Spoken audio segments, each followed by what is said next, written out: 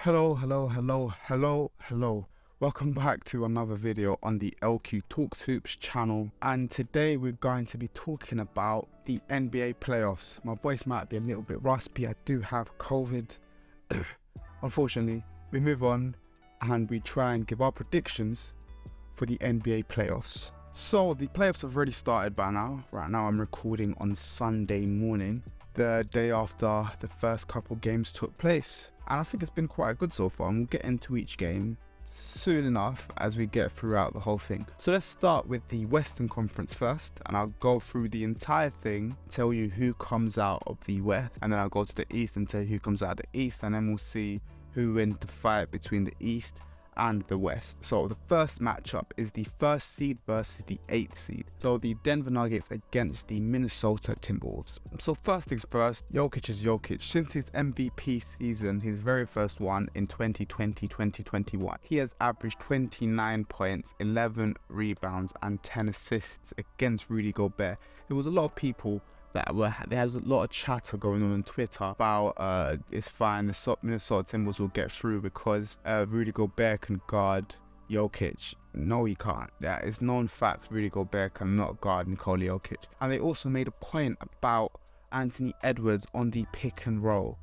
According to the way they've played this season, there isn't any evidence for this. They're the 8th lowest team when it comes to pick and roll frequency. So they don't really use the pick and roll in Minnesota, despite having two big men.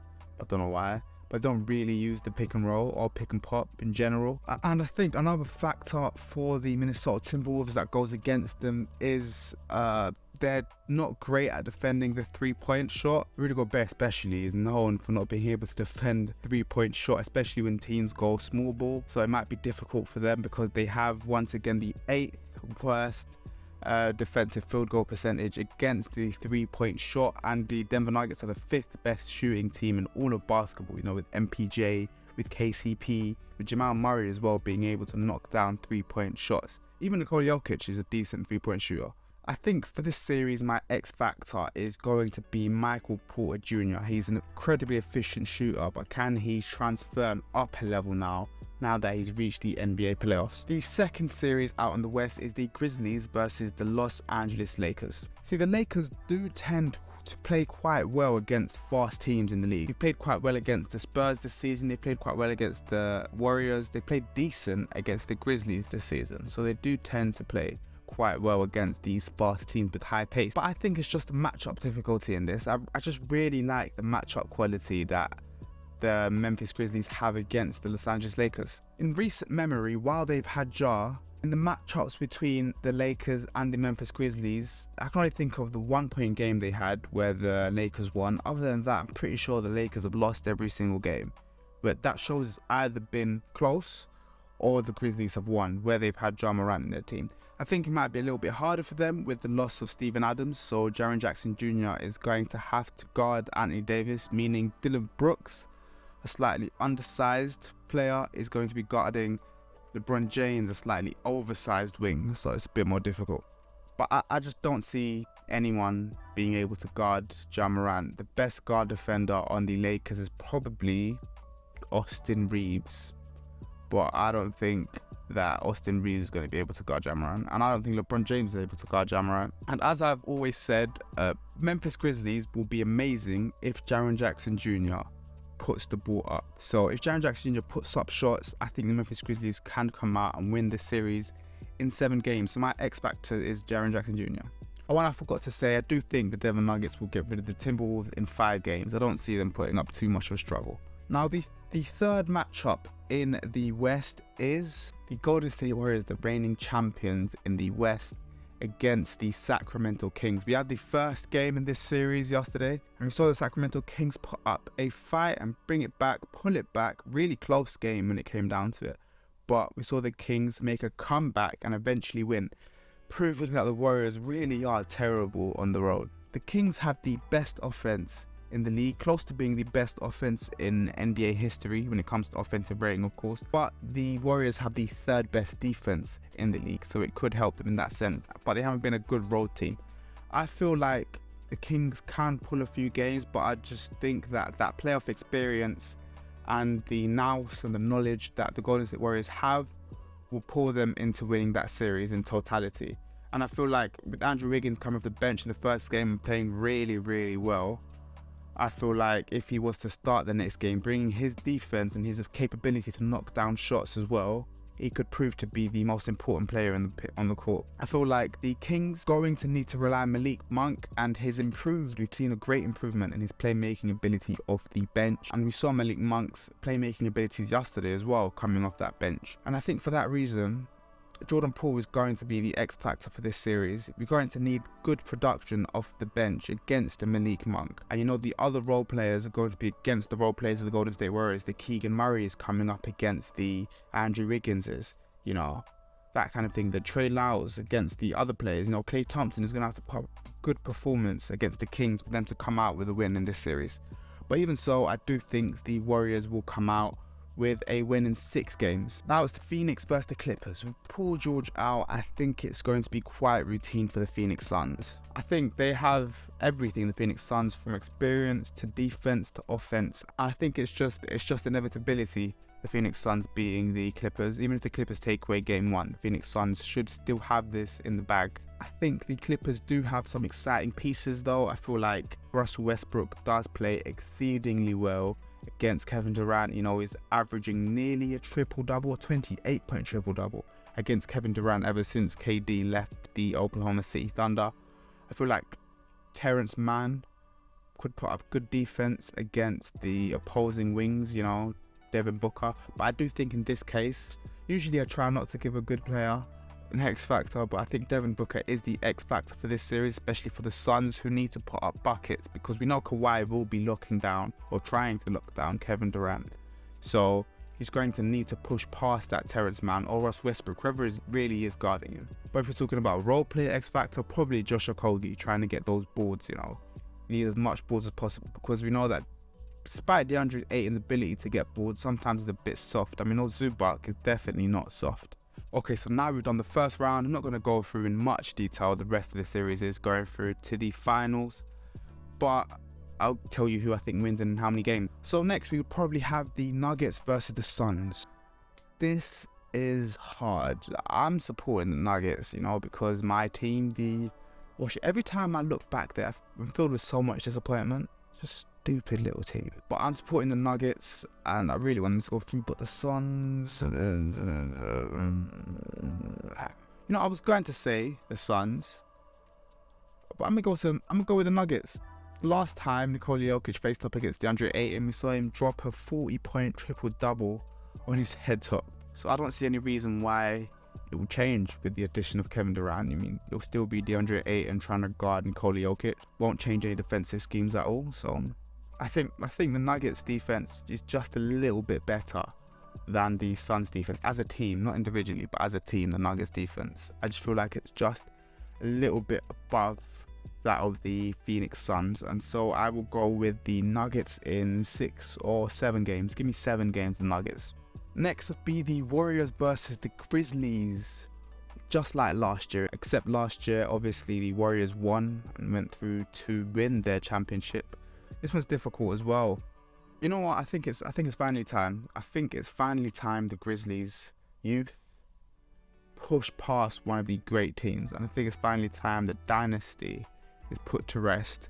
You can never know with Steph Curry and Klay Thompson, but I feel like Dillon Brooks can guard Klay Thompson, and I feel like they can shush Steph Curry. By shush I mean 25 points per game. I feel like they can shush Steph Curry enough, and I don't know who can guard Ja Morant in that series. We saw a lot, even last year they couldn't guard Ja Morant, and with Jaren Jackson Jr. having that greater role offensively, I feel like they really can.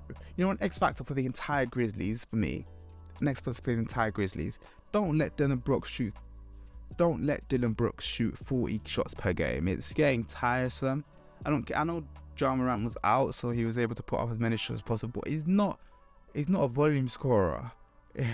So let the shooters shoot, and you can guard up Dillon Brooks. You're an all-defensive player, mate. You're an all-defensive player. And so for the last game, we had the Nuggets versus the Grizzlies in the Western Conference Final.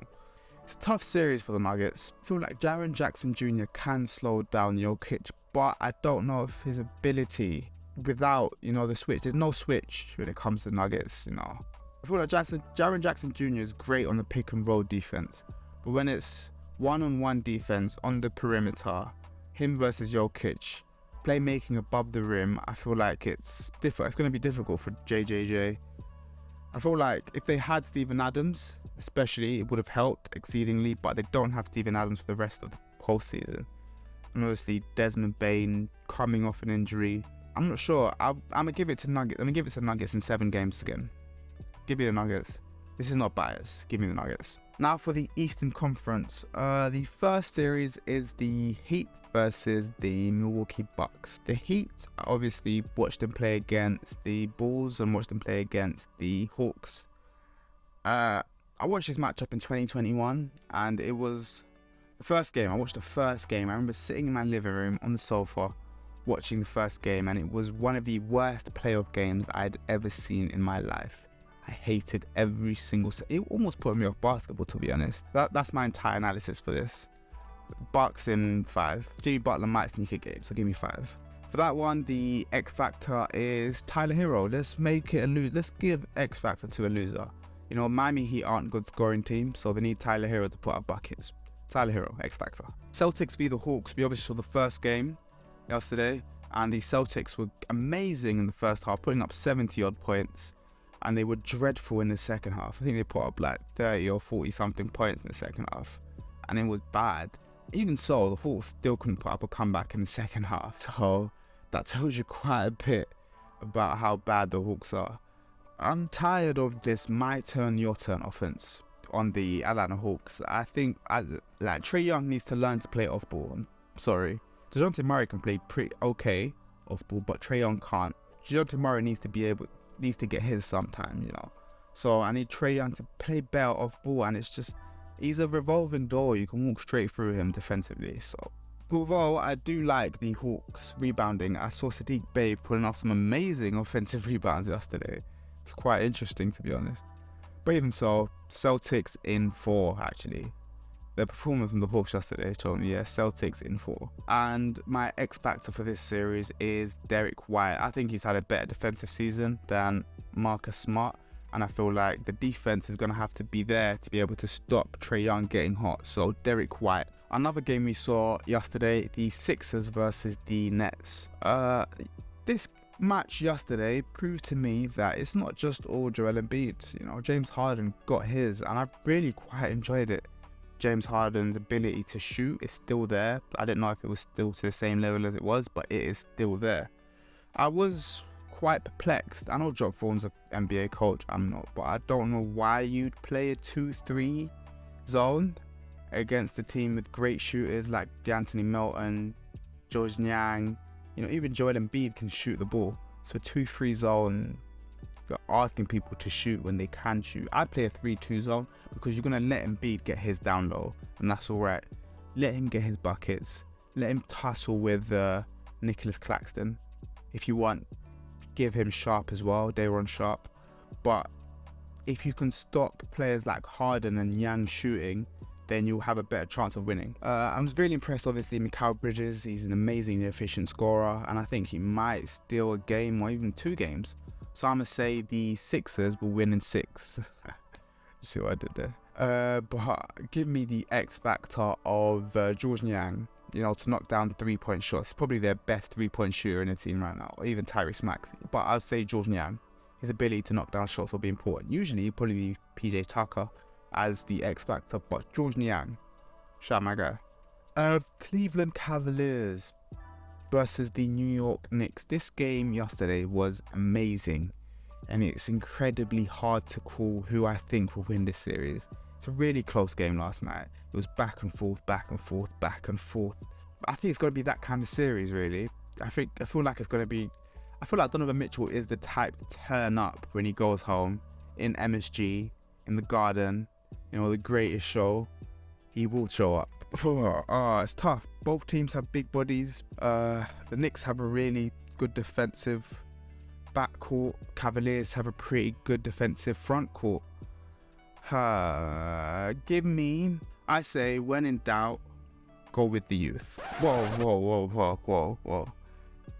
I go with the Cleveland Cavaliers in 7 games, and my X factor is Evan Mobley. If he can at least be a 7 out of 10 on offense, I feel like the Cavs will eventually win the series. Nothing can stop them. So next, we'll go through the rest of the series from the second round and in the Eastern Conference Finals.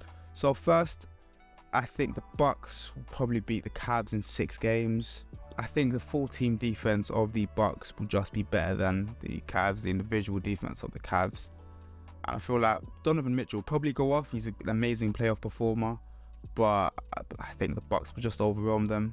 I think the Celtics will beat the Sixers in probably 6 games as well. I'm just really impressed. It's another defensive one as well.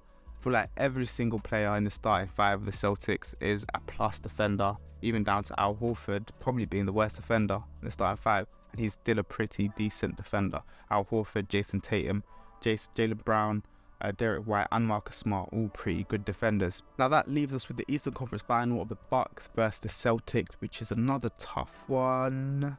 You know what? I'm going to go with the Bucks just because Giannis looks angry this year. That is my analysis. And I'm going to go with the Bucks in 6 games instead of 7. I know most people will probably say 7, but I've looked into the future and I'm telling you, Bucks will win in 6 games. And you know, as a whole, I'm going to say the X factor for the Bucks. I gave one for the Grizzlies. I'm going to give one for the Bucks. The X factor for the Bucks is Grayson Allen. I feel like offensively and defensively, he can really provide something different that teams will struggle to guard and teams will struggle to go through quickly. And I don't mean fouling. Don't foul Grayson. I'm not giving you permission to foul. So finally, we end up with the Nuggets versus the Bucks. The first seed versus the first seed. The back-to-back MVP versus the back-to-back MVP. ESPN, if you want to hire me for marketing reasons for the finals, I'm here. My services are available for a fee. Just pay me. I have the Bucks winning. Yeah, I hate to say it because I'm a Nuggets fan for this playoffs, but I have the Bucks winning. I think Brook Lopez is probably the X factor for that series. You know, if he can slow down Jokic a little bit. I'm not saying Giannis slow down Jokic because we both saw if I don't end it before. I'm joking. But I think Giannis is more of a help defender. If you're being honest, he's a help defender, not really a one-on-one defender against a man like Jokic. He'll really just help off into Giannis. So I will say the Nuggets will win that series in 6, just because, you know, you got a DPOY candidate. You got 3 DPOY candidates really on that Bucks team. I feel like that defense could limit the shot making of the Nuggets, and so give it to the Bucks. So ultimately, you've heard from me. I think the Bucks are close to being the favourites, so I'm just going for the favourites right now. And I have the 1 seeds facing each other in the finals, so I'm just the status quo. But I think I'm pretty accurate with what I say, so believe in me. But ultimately, do what you want. You know, make your own brackets. My opinion is my opinion. If it doesn't go that way, it doesn't go that way. Anyways, thank you for watching. Please like, comment and subscribe, and I'll see you lot in a bit. Boom.